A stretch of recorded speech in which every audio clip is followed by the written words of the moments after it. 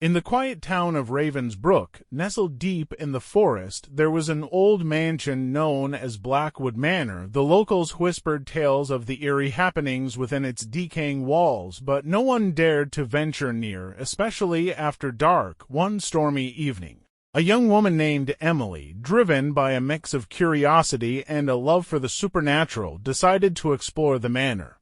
Armed with only a flashlight and a sense of adventure, she made her way through the overgrown path leading to the entrance. The heavy wooden door creaked open, revealing a dimly lit foyer filled with dust and cobwebs. As she stepped inside, a chilling breeze swept through the hall, causing the candle flames in her flashlight's beam to flicker. Emily took a deep breath and ventured further. Her footsteps echoing in the silence, she explored room after room, each more decrepit than the last, until she reached the grand staircase that spiraled into darkness.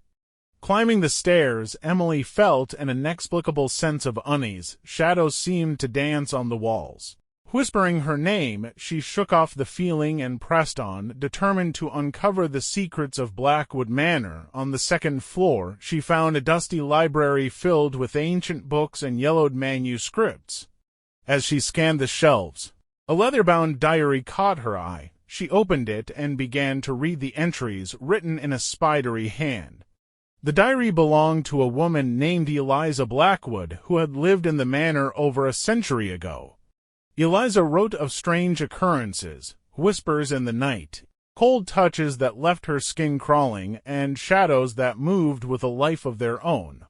She spoke of a malevolent presence that seemed to haunt her every step, driving her to the brink of madness. Emily's heart raced as she realized that Eliza's last entry spoke of her plan to escape the house, but it abruptly ended mid-sentence.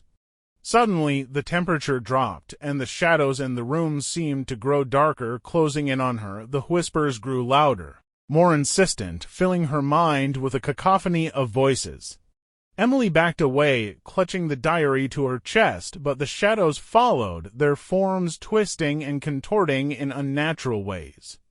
Desperate to escape, she fled the library and ran down the corridor. But the mansion seemed to shift around her, the walls closing in, trapping her in a labyrinth of darkness. The whispers became screams, and she felt icy fingers brush against her skin.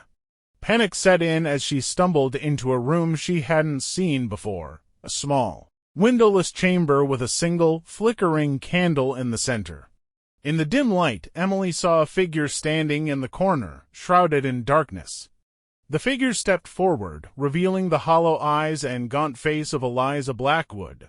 Her voice was a haunting whisper, "You should not have come here." Before Emily could react, the shadows enveloped her and the world went black. The next morning, the townsfolk of Ravensbrook found the old mansion eerily silent once more.